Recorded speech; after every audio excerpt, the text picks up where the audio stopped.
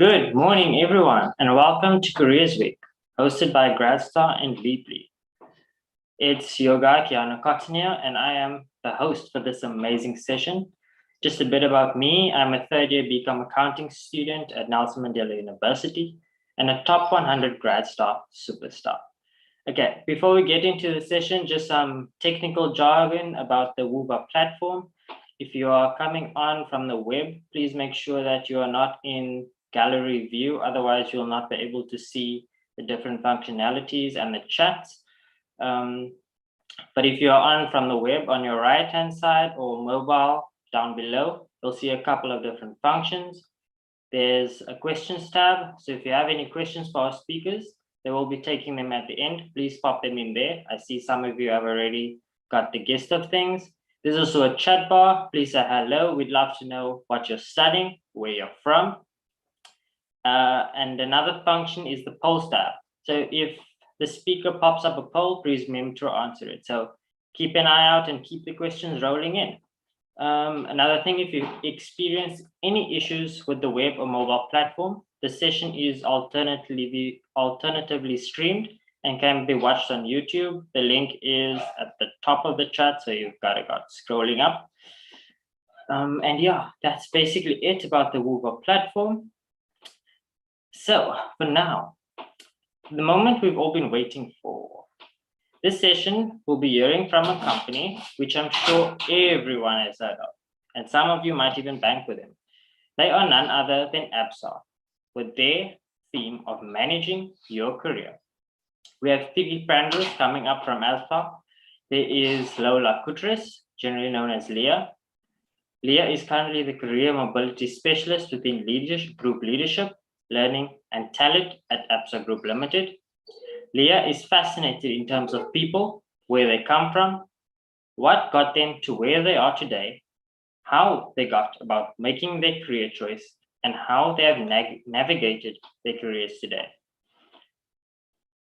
With Leah, we have Olivia Southley. Olivia is currently a Junior Behavioral Specialist within Group Leadership, Learning and Talent at ABSA Group Limited. Olivia is alumna of UCT, so all the UCT people in the house go loud. Olivia hopes to positively impact and enhance the working lives of individuals. Last, but certainly not least, we have Judith Rafri. And like Olivia, Judith is currently a Junior Behavioral Specialist within Group Leadership, Learning and Talent at ABSA Group Limited. Judith is passionate about people and has always envisioned herself in a position that allows her to make people's lives better and easier. And as an alumna of UJ, Judith believes that when people feel like part of an organization, they serve as ambassadors of the company and perform at their ultimate potential to ensure that the organization is successful and reputable. Now, everyone, I will hand you over to these amazing ladies.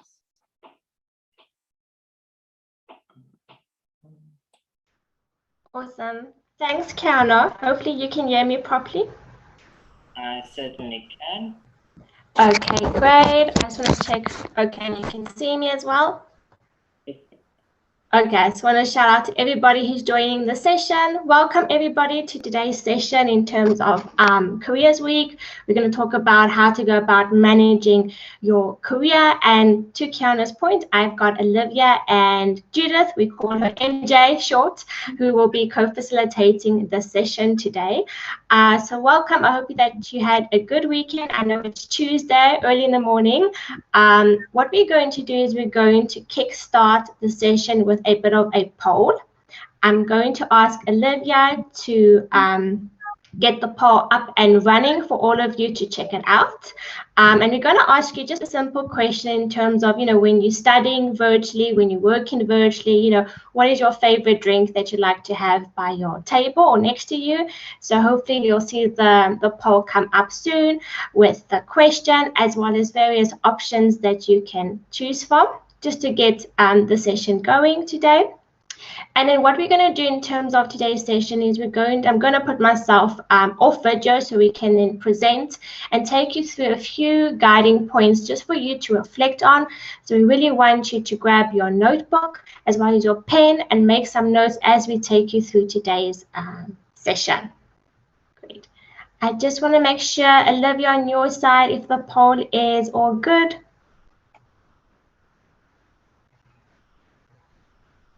There we go. It should be up and running.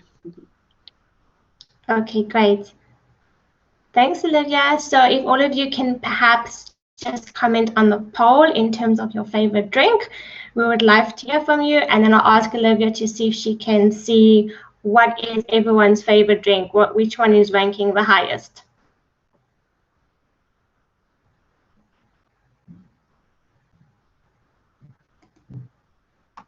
I'm just trying to see if I can find I know we've got a lot of responses coming through, but I just can't see the actual results. I'm not sure if they're showing on your side, MJ or Leah. Not yet on my side. Okay, the results are flowing in. So far, it's leading between water and coffee. Water and coffee. Okay, I see a comment also saying mango juice.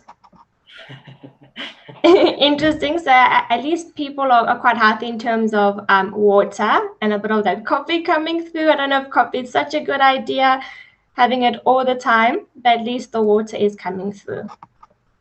Yes, So I can great. see it now. Thanks. Yeah, you can see it. Okay, great. Awesome. Thanks, everybody, for engaging in that poll. So what we're going to do is we're going to kickstart our session. I just want to check in with MJ, Olivia, if you can see the slide, and I can know, and Kiana as well. Yes, I can see the slide here. Yes, I Okay, can. great. Great, awesome. So we're going to kickstart the session. So today's session is we're going to touch on a number of aspects. It's going to be a jammed-packed session, and we hope that we can provide you all with some real nuggets of information that you can really reflect on as you embark on your professional journey in the world of work. So like I mentioned earlier, important that you grab a piece of paper or a notebook and a pen, and that you can jot down just a few things that may spark your thoughts as we go through today's session, so you can remember afterwards. So really the focus of today is to really understand your career mind shift that needs to take place as you start your career journey. Okay, so yeah, we're going to focus on the concept of viewing your career differently, and then we're going to focus on this whole aspect of situational awareness. So it's really about exploring, experiencing, and learning how the world of work is changing, and reflecting on what you need to do to prepare yourself so that you can ensure you remain relevant as well as competitive. And then finally, we will provide you with some tips to take into account when setting yourself up for success. And this is where we're going to focus on the role of psychometrics, what assessment centers are, and how organizations are conducting interviews these days, and how to best prepare for these as well. Okay, so let's start with the first focus of today's session, which is all about your career mind shift and viewing your career differently. So what I'm going to do for everyone joining in today's session, I'm going to turn to the next slide. I'm going to give you only a few seconds to view it before turning back to the slide. And I actually would like all of you to view the slide only for those few seconds and to notice what is it that you see on the slide. Okay, and if you're ready, then afterwards to comment on the chat, and hopefully Olivia and MJ and Kiana can see what's going on in the chat as I'm steering the presentation. But I'm going to give you only a few seconds, so hopefully you're all ready. So here we go. I'm going to turn to the next slide, giving you a few seconds to see what's on the slide and then turning it back.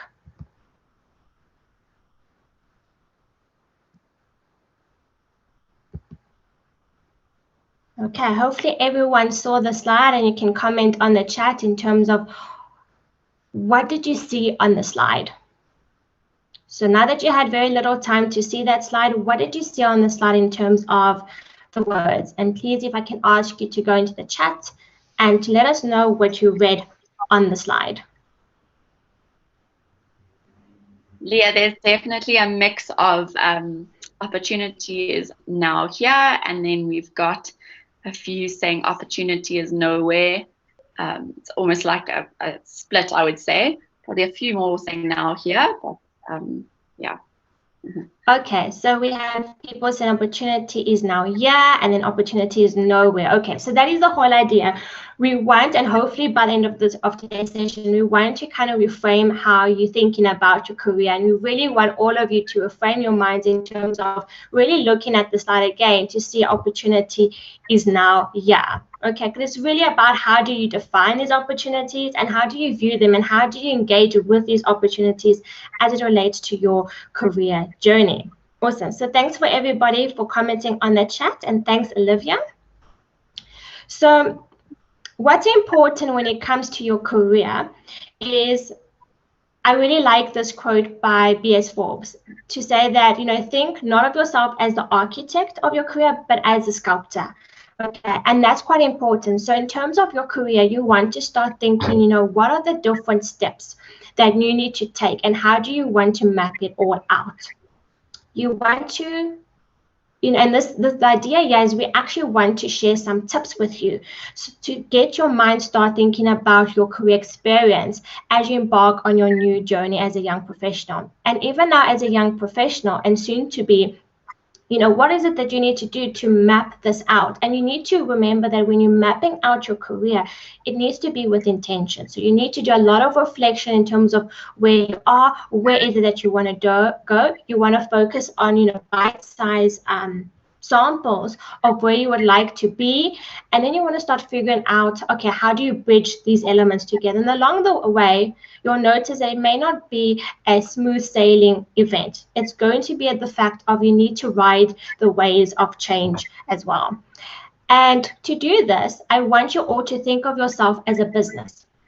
So how does a business grow? What are the different ways that a business can grow? The whole idea is that you want to market. You want to do a bit of marketing, right, to get your business going. So that means as well, when it comes to you want to focus on this whole concept of personal branding. And I saw that there's a session today around personal branding. So hopefully all of you will attend that. So what does personal branding mean? How do you kind of sculpt yourself and show up in the workplace? And with this business analogy that I'm using, it's all about how are you going to invest in this business, meaning you. So how much are you going to spend to keep this business running? So basically, what are you going to do to keep yourself relevant in a forever changing world? Okay.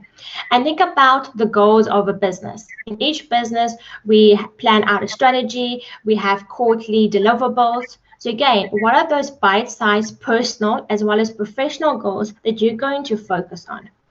And make it manageable. What are you going to accomplish between specific months? What happened?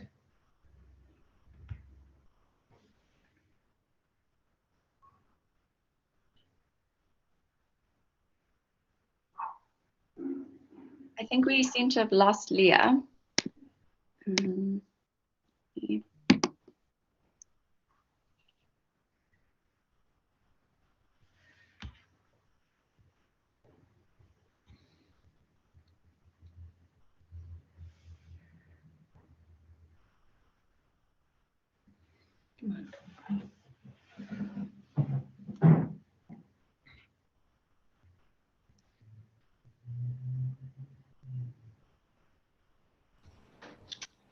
Hi everyone, it seems we have lost Leah. Keanu, are you there? Do you want to jump on stage? My name's Peter, I'm just background technical support. Hi Peter, I've just contacted Leah. She said she got kicked out of the session, but I think she's trying to get back in now. So fantastic. Just 7 minutes. That's brilliant. Ladies and gentlemen, while we're waiting for Leah to come back, I'm going to ask Keanu, what is one thing that stood out in the session so far to you as the student host?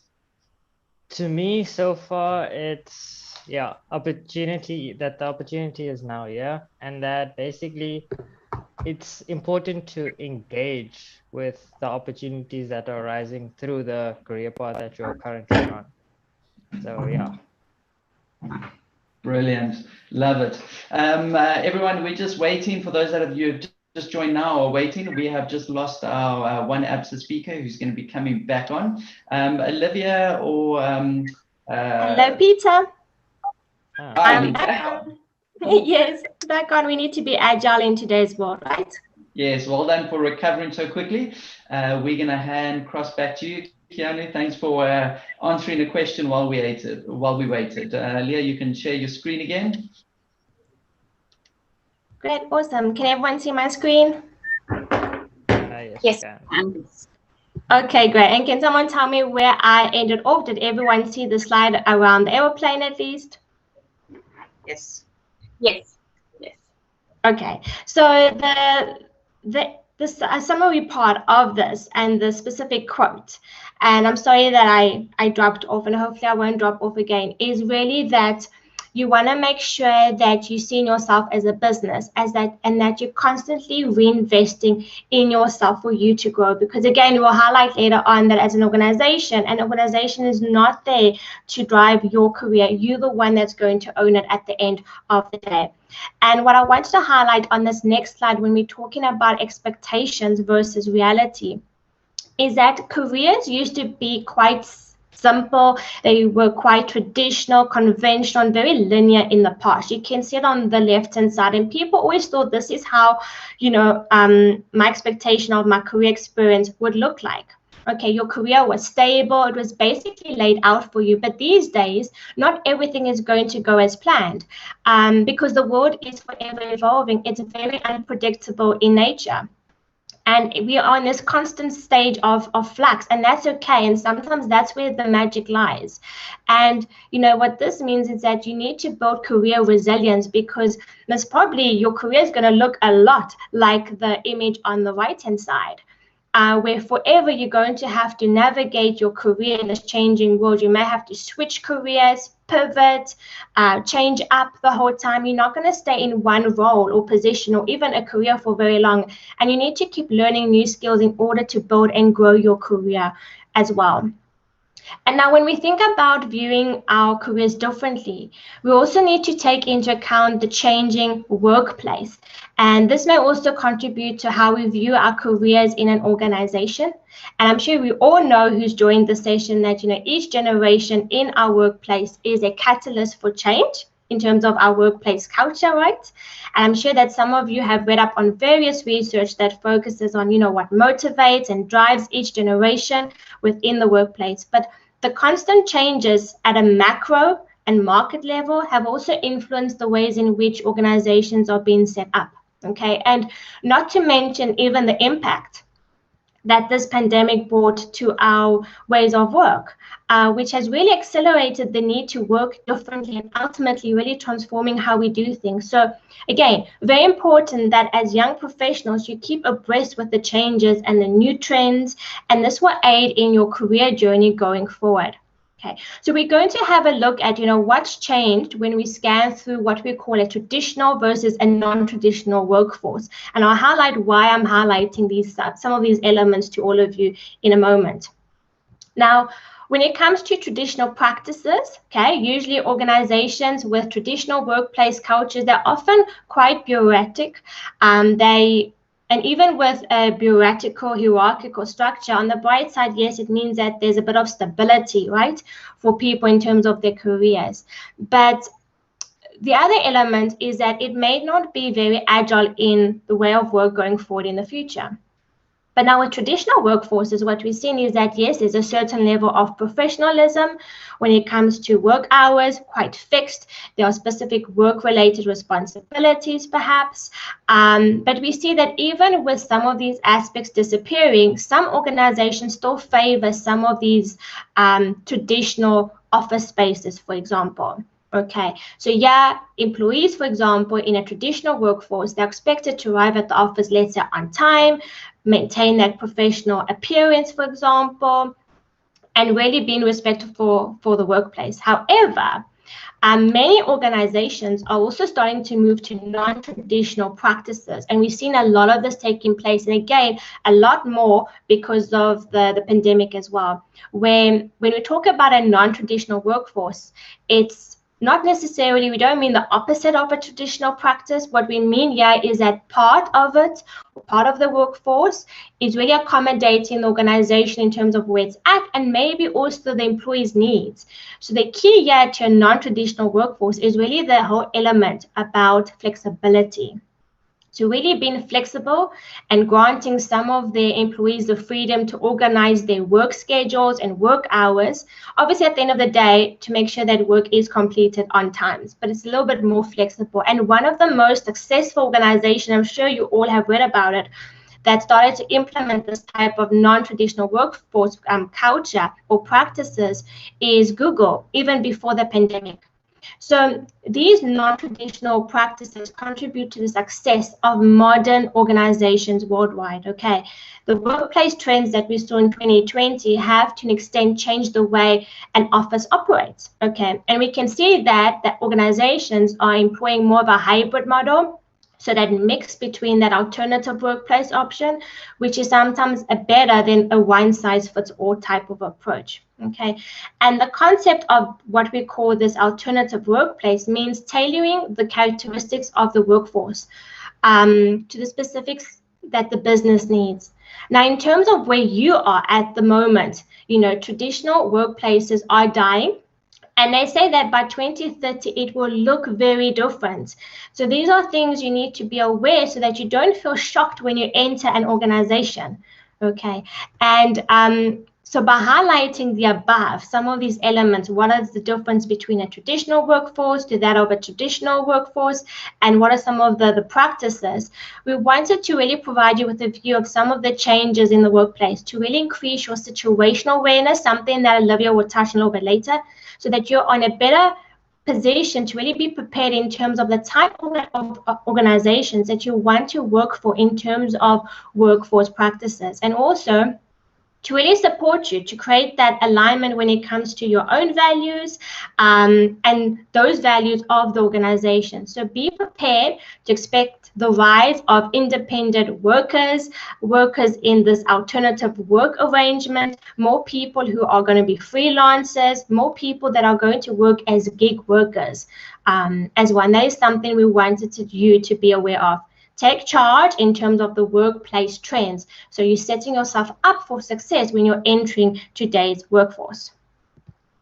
So when we are talking about careers, the one question that is always raised is, you know, who is responsible for your career or your career management or your career development? So we thought that it would be also valuable for you to understand the concept of career ownership, and that career ownership has shifted. So in the past, careers were driven and owned by the organization. It then was shifted from the organization to empower colleagues to really own their careers. And at the end of the day, the thing is for it to be a partnership, right? So as you enter the world of work, don't leave your career in the hands of organizations, something that I mentioned a little bit up front. Okay, the only one who's going to care more about your career is you, and you need to do something about it. Okay, now there are a few things to remember when it comes to driving your career. And the first thing is design your career around experiences, not just positions or title. Okay, focus on being relevant and future fit. And once you enter the organization, focus on internal opportunities. Don't stay in one role for too long. Build your skill sets by really exploring and experiencing other opportunities within the organization. Okay. The one thing I wanted to highlight as well is that with this actually in mind, the back of your mind, the one thing you want to consider when you're planning out your career and going forward is to focus on what we call a growth-based career. Okay, we know that organizations are becoming a little bit less hierarchical. They've got flatter structures, which means that organizations can no longer support this whole element of a promotion-based culture, meaning that in the past, a lot of people enter an organization and they kind of grew their career in terms of they would usually get promoted over time. Now, that type of mentality or mindset is kind of deteriorating. Why? Because our structures are flat. It means that upward linear career aspect is limited now, and we need to move away from that mindset of, you know, when is my next promotion? How can I can only grow my career through a promotion. And we need to focus on a growth-based career approach, whereby opportunities are everywhere, whereby employees' focus area is about really obtaining new experiences that will build their skills for tomorrow. and whereby they're not working in siloed areas, but more in an agile way where they're able to move about. And these are some of the things that you need to be cognizant of as you enter into the workplace and as it relates to your career. Now, on the slide in front of you, you'll see that I've highlighted Sheryl Sandberg, the co-Facebook. She's also written a nice book called Lean In, and she highlights this whole analogy about the jungle gym, whereby you should see your career as a jungle gym and not this corporate ladder approach. Because again, in your career, you want to create both depth and breadth. Okay, again, we want to focus on that growth-based career. And you want to see your career as a jungle gym because it will open yourself up to a range of possibilities, opportunities that you didn't even think of taking, that could yield to great learning experiences for your next move and so on. So remember that today, moving sideways, meaning your lateral moves, it doesn't mean that you're sidelined. Okay, it's the beginning for new opportunities, and it's being viewed more positively in today's workplace.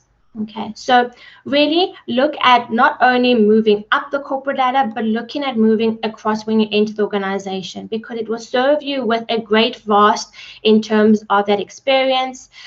It will broaden your perspective. You'll be able to look at things a little bit more holistically. It will expand your network as well. It gives you that agility to be able to apply your skills and knowledge in different contexts and situations as well.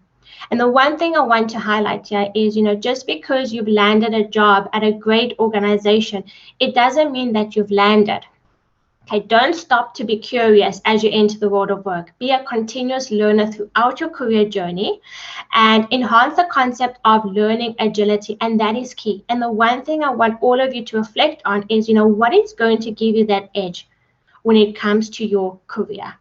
Okay, something to think about. I'm now going to hand over to Olivia, where she's just going to touch on what we mean by situational awareness, linking to now the aspects of viewing your career differently. Thanks, Leah. I think we've just lost the slide there.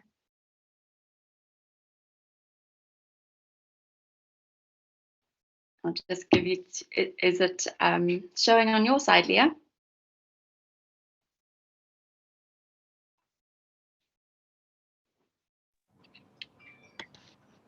The slide is presently not showing, just so you are aware. Okay, perfect. Let me see, maybe I can share it on my side.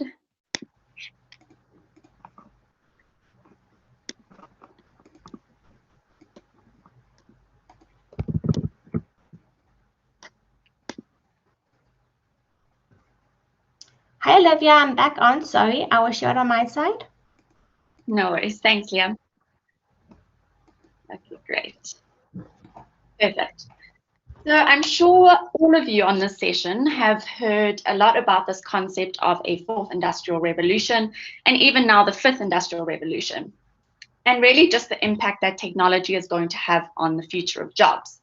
And the definition of industrial revolution includes the use of sophisticated machinery to make the work of humans easier and faster. So today that includes robotics, machine learning, artificial intelligence, and a lot more things that nobody could think would become part of an industrial revolution someday. So the world currently is in a disruptive stage as the fifth industrial revolution unfolds to impact our lives. And an interesting fact I read online was that 65% of children now entering primary school will hold jobs that currently don't exist. But I won't delve into highlighting what each revolution is characterized by, but instead the message I want to land with you in this section is that in order to future-proof your learning and to stay relevant in your career, it is important that you can acquire new skills continuously. And this really requires an open-minded approach and a positive attitude towards lifelong learning and curiosity. So future-proofing also requires situational awareness, which is really about being aware of what is going on around you and also making use of resources that are out there. So let's dive in and let's look at some of the future skills needed to succeed and how you can really start developing these skills now and what resources you can utilize. If we go on to the next slide, please. With so many disruptions to the world of work predicted and currently happening, and so many new opportunities to expand your skill sets, it's important to first sit down, reflect, and do what we'd call an occupational analysis to see what specific skills are most relevant for you to develop. So firstly, look at the type of industry you plan to work in. So do some research on where you see yourself working. Perhaps it's in an engineering field, the human resources space, or even the entrepreneurial space. Research trends in these industries and also read widely. So consult different articles such as the World Economic Forum Trend Report, the Deloitte Future Skills Report, and the McKinsey reports as examples. If you don't like reading, perhaps watch some YouTube videos, listen to podcasts, or even watch some documentary. Next, try and be specific. So see exactly what might be impacting your job role and the specific demands required by your job. So for example, in my role as an organizational psychologist, the impact of artificial intelligence and psychometric testing is something that is really starting to disrupt my space. And there are ethical considerations which are important to think about here. And then also think more broadly about the external environment, and such as the fourth and fifth industrial revolutions, the impact of COVID-19, the gig economy, and how you might perform your job differently in the longer term. There are so many different aspects that you can consider. So really, essentially, you need to start thinking about how your industry and your job is going to be impacted and what you can do about it to prepare and to be proactive. There really are so many articles, podcasts, videos, and other resources available. So set some time out of your busy study schedule to read up on all of this. And it's also great to have this knowledge when you go into interviews or you're networking with people in your industry. With such a competitive job market, having the situational awareness can really be an advantage. And if we go to the next slide, please, Leah. Highlighted here are just some of the main skills, according to various companies such as Deloitte, Harvard, McKinsey, and Indeed, that employers will be looking for in their future hiring decisions and even currently. So some of these specific skills might be more relevant than others to your industry, but regardless, there are some key overlapping skills that every employee will need. So some specific areas of overlap include things like technological skills, emotional and communication skills, problem solving is another one highlighted, entrepreneurship, which just doesn't only refer to going out and starting a business, but also more about analyzing opportunities that exist. And of course, resilience is another important one, particularly in this volatile world. And while technical expertise is in high demand, researchers have also found that the biggest skills gap in organizations isn't just technical, but rather interpersonal. So in the future, as technology will become increasingly automated, work will be less about using technology, which requires technical upskilling, and more about interacting with technology, which requires those softer skills, such as the ability to collaborate effectively. And technical skills will become the means by which to compete, and people skills will become that competitive advantage. So that's why it's also important to highlight those emotional and communication skills. So when looking at this and reading these skills, think to yourself, do I possess many of these skills currently? If not, are there skills here that I could look at developing now? And if we go to the next slide, please, Leah. So by now, you should have got an understanding of the importance of upskilling and reskilling yourselves proactively and forecasting your career and the skills specifically required. So how can you now prepare is the next question. So yes, you've studied a degree or you're studying a degree, but you're not at the end of your learning journey. And it's really important to supplement your degree with continuous learning, as historically degrees have outweighed other types of education, right? But things are changing and employers are continuously looking for particular relevant skills, sometimes not offered by a single degree per se. And there are lots of learning platforms out there.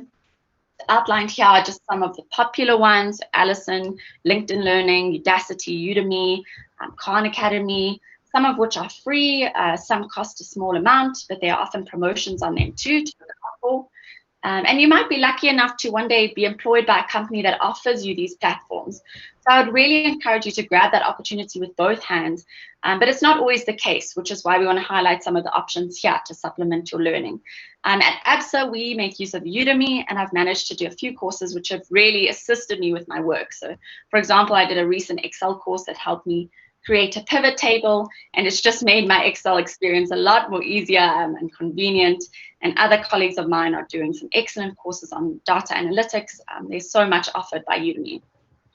And also, I just want to say that it's really important to view your career as a journey. So some of you may have landed your dream jobs already, or you might be on the job hunt. But do note that when you do land a job, your learning journey really just begins. You need to keep thinking about what is your competitive edge. Keep adopting a mindset that is open towards learning. And in doing so, you will remain relevant and you will remain employable. It's also important, you know, to it will also open up some new opportunities for you to explore. And I just want to summarize this with a quote. If you're not willing to learn, no one can help you. And if you're determined to learn, no one can stop you. And I see we've just lost the slides again. Before we head over to our next slide, let me just see if Leah can get back up. Cool. Thanks, Leah. Perfect. So if we go to the next slide, before we end off, I'd just like you to grab a piece of paper and a pen for a reflection exercise if you do have one nearby. Hopefully you've been taking notes so you can just do it on the same page. And the first question I want you to just jot down an answer to is what skills have you learned through your studies? So for example, you know, if you may be doing computer science or something, you might have learned technological skills such as Python or coding. Otherwise, you might have learned, you know, critical thinking. So just jot down a few skills that you've learned through your studies. And I'll give you a few seconds or minutes to think of that. And once you've managed to jot down one or two or three or however many skills you've learned, the next one to look at is, you know, what skills have you learned in your personal capacity? So this might have been skills that you've learned through perhaps extramurals or hobbies or side jobs. So for me at university, I did a lot of tutoring. And I definitely learned a lot of soft skills such as, you know, patience and communication. So if you can just jot down some that you've maybe learned through a job or a hobby or whatever it was in your personal capacity. And these exercises are really good to just get you thinking about, you know, that skill set that you've acquired. And then lastly, I hope I've given you enough time, but the last question we want to get you thinking about is what potential skills could you develop further that are applicable to your future career? So, you know, think back to the skills mentioned previously outlined by Indeed and all of those companies. And then lastly, I hope question we want to get you thinking about is that are applicable to your future skills mentioned previously outlined. And I know for me, I'm not a particularly creative thinker, and I often think it's because I don't read widely enough. So it's really something I'd like to develop to come up with solutions when you're speaking to other stakeholders or colleagues. So I hope you've had a minute to reflect on those and jot some things down, or just maybe take a picture of the slide if you want, and then you can come back to it. But yeah, I just wanted to go to the next slide, the final slide. So having done this activity, we want to hear from you. You know, what skills are you going to really prioritize developing? It can be one of those future skills that you wrote down last. And yeah, just pop them on the chat and we will go through what's coming up. So I see some communication skills, a lot of communication and leadership, which is brilliant because those are obviously the soft skills that we're wanting. Technology skills, of course, time management, that's a good one. Yeah, I think the key ones coming out there are technology, leadership, communication, creative skills, computer skills. Okay, great. And I hope that you will all refer back to that slide on how you can develop these skills. So all those platforms that are out there for you to utilize, and you can find some great courses in these. I'll now just hand over to my colleague MJ to take us through the last section of today. Thank you, Olivia. Okay, so we've gone through the ways in which change has redefined careers and technology has created a need for new and different skill sets. So once you've set those goals for your career and have gained the skills you need to achieve these goals, it's time to set yourself up for success and put yourself out there by applying for jobs. So in this section, we just wanted to provide you with a few nuggets on how to prepare and what to expect when you're applying for a job. So we'll also look at how technology has impacted the ways in which organizations recruit. Okay, so like many other job functions, recruiting and hiring processes have needed to adjust. Asking you to travel and physically appear to perform a job interview is no longer practical or even wise. But luckily, in our age of software and technology, there have been several tools readily available to help make these adjustments. And virtual recruitment is the go-to method to keep hiring processes moving while protecting you as a candidate and the recruiter. Next slide, please, Leah.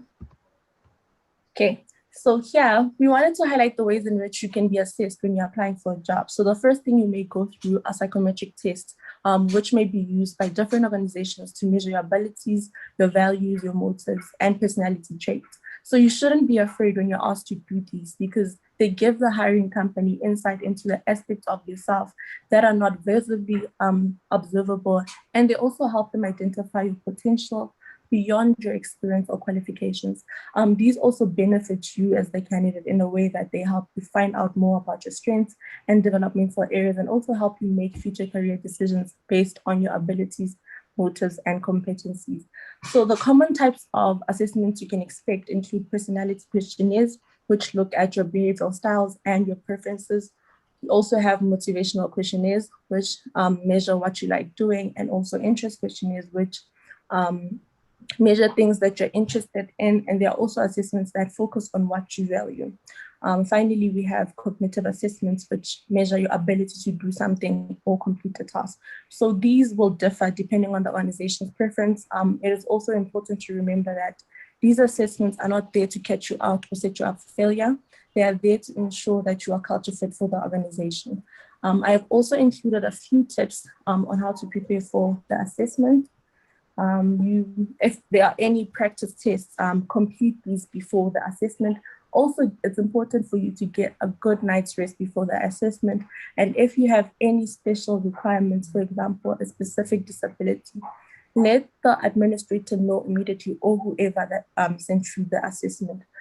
It is also important that if you're completing the assessment online, make sure that you have a stable connection and your space is comfortable and quiet. Stay calm and collected during the assessment, because being overly anxious or flustered will not assist your performance. Also read the instructions carefully and ensure that you're ready and that your devices are fully charged. Okay, next slide.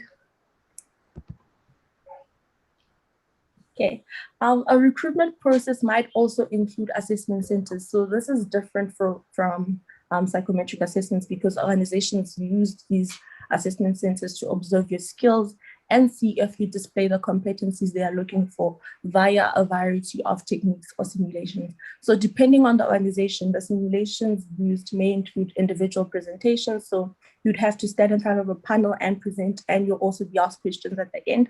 There's also a role play exercise where you act out an imaginary scenario that closely mirrors a situation that could occur on the job that you've applied for. Also have entry exercises. So you play a role of a member of staff and deal with the workload of a typical day. We also have structured interviews. So you'll be asked a series of standardized questions and psychometric assessments, which we looked at in the previous slide. So again, you should not be afraid when you participate in assessment centers. However, it is important that you are assertive in all the exercises. So put yourself out there, be articulate in the way that you speak, and present yourself in a professional manner. And do not dwell on any mistakes. So you need to concentrate on performing well on the next task and ensure that you understand the requirements of each task. And remember to relax and let your personality shine. So there's a lot of information on the internet about this. It is important that you do more research and be prepared for these.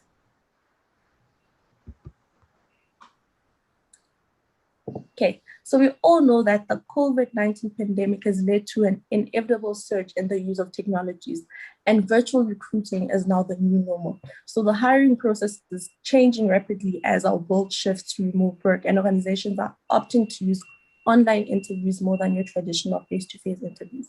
So an online interview is an interview conducted remotely through video or an audio platform.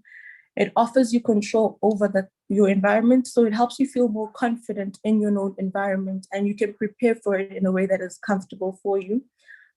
It also allows you to save time, energy, money by not having to travel to the interview venue, and it also speeds up the time it takes to get you hired.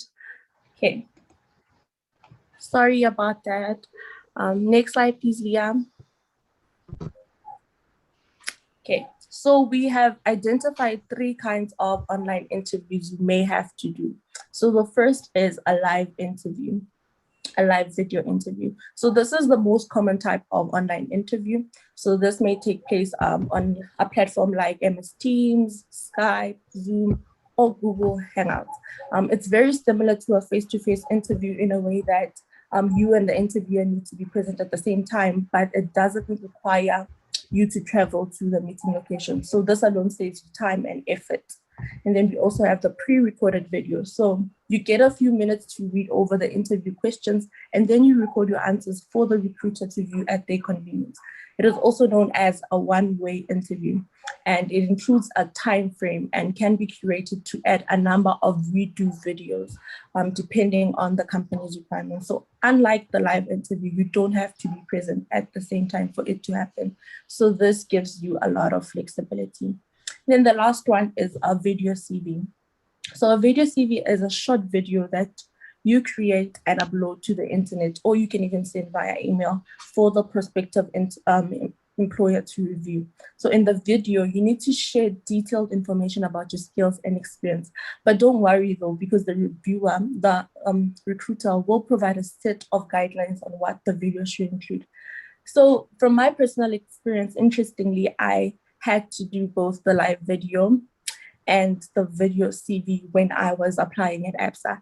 So I found the video CV very nice. Like, it was something you had to introduce yourself, and it allowed a lot of room for creativity, and some people even did animations for this. So it was a really nice experience. And then for the live video interview, it was also good because I was in my space, so I felt more comfortable.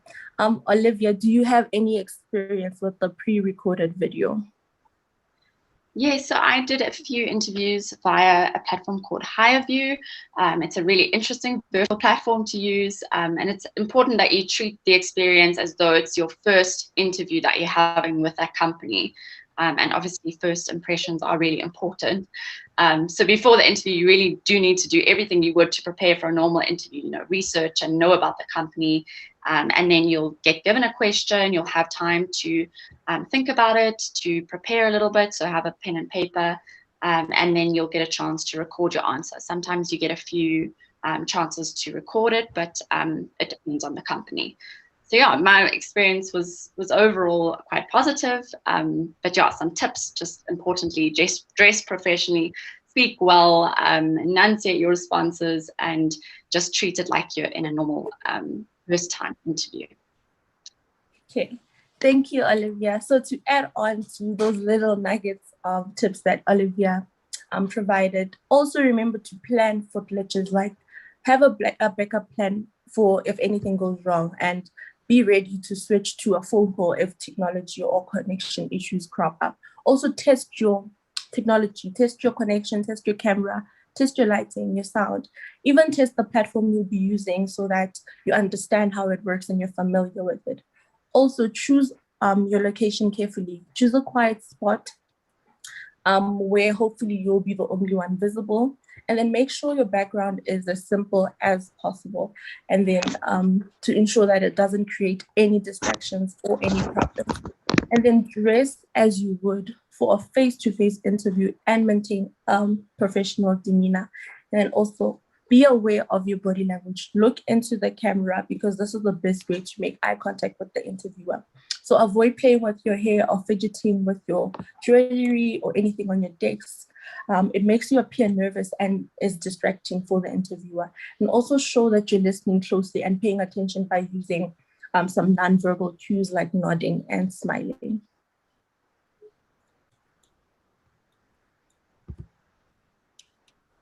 Okay, thank you, Leah. So we've bucketed the types of interview questions you can expect into 3 categories. So when you're preparing, keep in mind that you could be asked any of these questions. So you could be asked some technical questions. The interviewer will ask you questions about your technical knowledge, your skills, and experience. So the specific technical questions you can expect to be asked will vary based on the technical needs of the specific role that you're applying for. And when you're answering this, it is important to show your ability to communicate these technical concepts in an easy to understand manner, and also describe your work processes. And then we have general questions. So these are questions that the interviewer asks to get to know you better. And when you're answering this, it's important to ensure that your answer is aligned to the job description, and it also helps you to describe the value that you will add to the company and the role at hand. The examples of these questions, tell me about yourself, tell me about your strengths, what are your weaknesses, where do you see yourself in 5 years? And then the last bucket we have is competency-based questions. So these are used to test if you have the attributes, knowledge, and behaviors that would lead you to be successful in the job. So it includes situational and behavioral questions. So your situational questions, they focus on a given hypothetical situation and how you would handle it.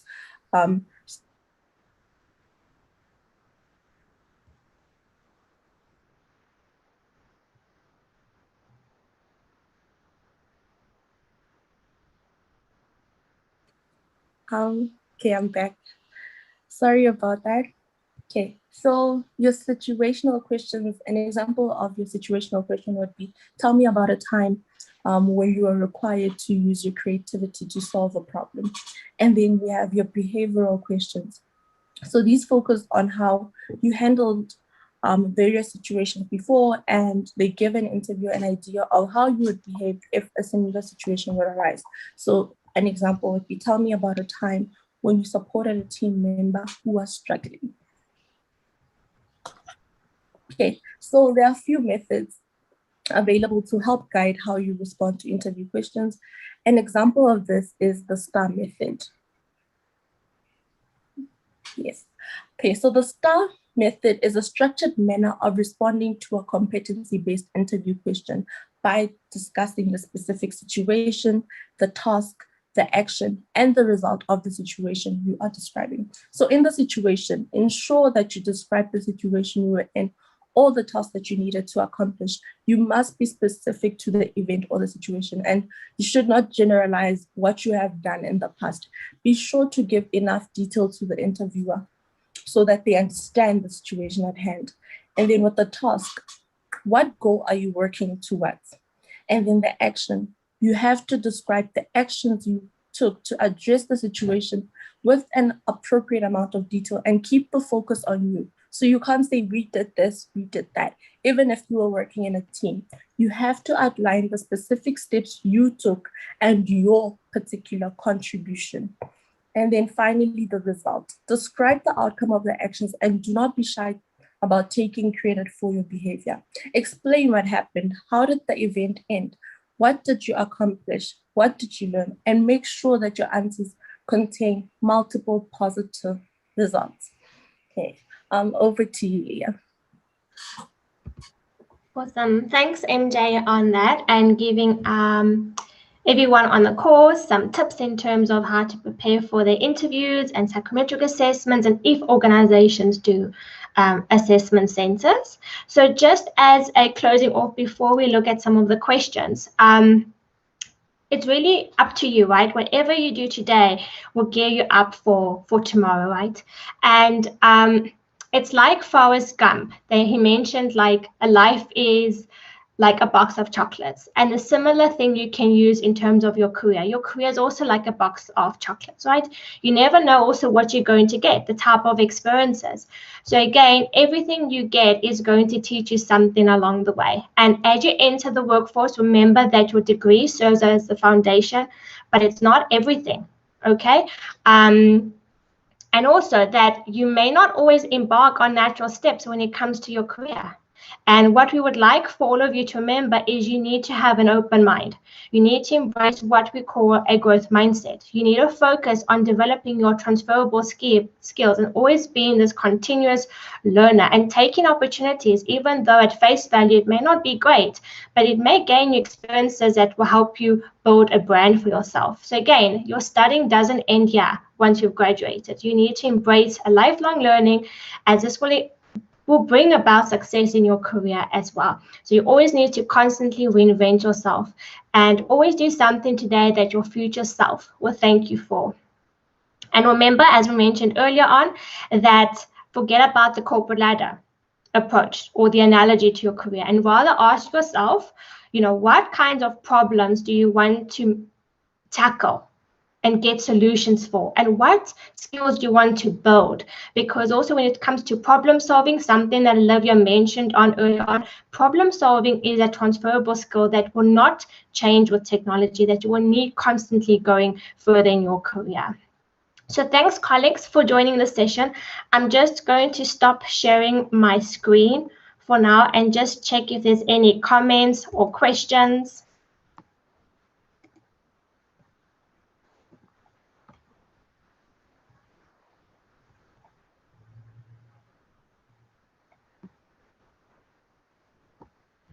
So Olivia, I'm not sure if you can just help me out with some of the questions being posted on the chat. Sure, Leah, I think a top one that's got the most votes was, do you offer internships while studying? Okay, I'm going to just switch my camera on, or you can see me. Okay, so we have various internships. It really depends the type of internships. For example, we have an industrial psychology internship that does run parallel in terms of your studying, but unfortunately with that one, you need to have completed your first year of your master's, and while you're doing your thesis work, you can embark on that type of internship. Some of the internships do require that you at least have your undergraduate, at least, and obviously when it comes to our internships, it's like you're coming to work. You are an employee that comes to work every day, the whole day. So if you're going to study, it will be obviously a part-time study. Cool, thanks, Leah. Another one is it necessary to judge a person based off their interview instead of their qualification or experience? Okay, great. So that's a good question. In terms of best practice, we look at various data points. So it's not about judging a person in terms of the interview. It's about understanding, do they meet the minimum requirements? Do they have the standard foundation qualification needed for the job, especially if it's in a very technical role? And then the interviews, as well as the psychometric assessments, as well as if we do an assessment center, all adds up in terms of more data points or insights around the specific person. So we never just use the interview to make the decision whether we will hire someone or not. We use various data points, and with those insights, we come to the conclusion of, is this person going to be the best hire for the team as well as for the organization? I'll just ask one more because I see we've got about a minute left. So I like this one. Do you have any staff working from home currently, and how are you managing productivity? Okay, so most of our staff is still working from home. The people that are going into the office are those individuals that need to go into the office more from a tech point of view, where work can't be done at home. But if your work can be done at home, we have stick to the whole element that rather stay at home for your work. In terms of productivity, I think it's quite a hard element to also measure, and I think it depends the team that you're in. Specifically in our team, we have regular check-ins, making sure that we are delivering in terms of our deliverables, in terms of time frames. So again, that is in terms of your whole team being accountable for each other, making sure that there's open communication, and making sure that your manager is aligned in terms of what you're doing, and that there's always that open communication, because I think when you're working from home, you tend to get a little bit isolated, right? So, and obviously there's other measures in place in terms of how we measure our contribution back to the organization, not only on a monthly basis, but, throughout the year as well. So there's a few things that we use to kind of measure that we're getting the work done and that we're meeting those deadlines. Perfect. I think, well, it's 10 o'clock, so there are about 157 questions. So unfortunately, I don't think we can go through all of them, but I hope that helped for those that were interested in those questions. Thanks, Leah. Great. Awesome. Thanks, Olivia. And then I'm going to hand back over to Keanu if he has any questions, and he can then close off the session for us. Thank you so much, everyone, to the entire team. It was just a question about the slides. Will the slides be available in the exhibitor tab, or are you able to make it available there for the students? We won't make the slides available. That's why it was very important for the students to make notes, because sometimes we're not always mindful in the sessions. But what we can do is we can highlight some tips, and that when it comes to preparing for the interviews as well as for psychometric assessments. Okay, perfect. That was basically it. Thank you so much.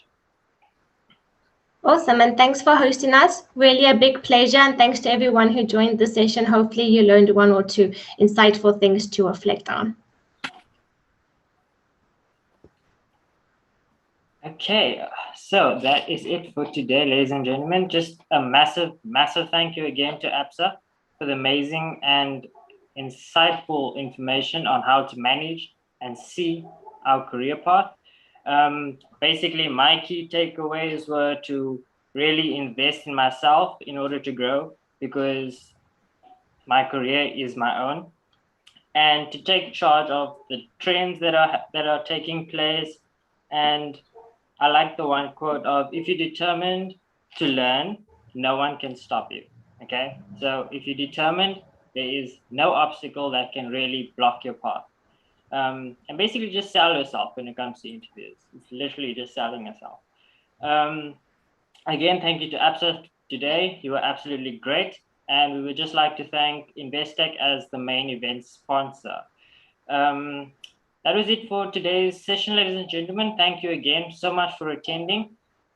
This would not be possible without you, because you are the potential recruitments for the various companies that are promoting for recruitment. If you'd like to check out ABSA and ask them some more questions, pop over to the exhibitor booth. If you're on the web, it's on your left-hand side. On the mobile, you can look for the exhibitor tab below on the screen. And a tip, just stand out. Ask the questions and show your interest. Just simply stand out. Just a few mentions about competitions and prizes that are coming up for the GradStar. Download the GradStar app from your mobile's app store. Enter the DHL GradStar Awards through the app and attend the work session at 3 p.m. on Thursday, the 27th of May. If you do so, you could stand a chance to win there's up for grabs is one Hawaii watch fit, one 500 Nando's voucher, and 100 future fit assessments with strengths and reports. Then we have momentum. If you join the momentum workshop, you stand a chance to win 10 of Whamley interviews to apply your learning, a full 34 Gallup Strength Finder assessment and coaching on your strengths, a 2,000 Rand momentum investment to start off your investment journey with them, 10 new Metro Cinema tickets for you and a group of your friends and family. So 10 tickets simply for you. 5 multiple hampers worth 1,100 Rand. Then there is PPS. If you attend the PPS presentation, which is later today at 1:30, you stand a chance to win 5,000 Rand PPS unit trust. If you visit the PPS stand from the 25th to the 27th of May, you stand a chance to win a daily 1,000 Rand worth of PPS unit trusts.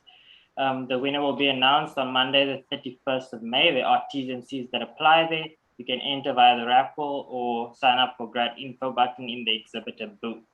And then the last one is Old Mutual. Old Mutual has a 500 Rand Take-A-Lot voucher up for grabs. So ladies and gentlemen, do not miss out on the next upcoming sessions, whether it be today, tomorrow, or Thursday. Later today, we have Nando's, which will be showing off their brand, Bowman's, and PPS. And then the rest of the week, we have many other interesting companies lined up.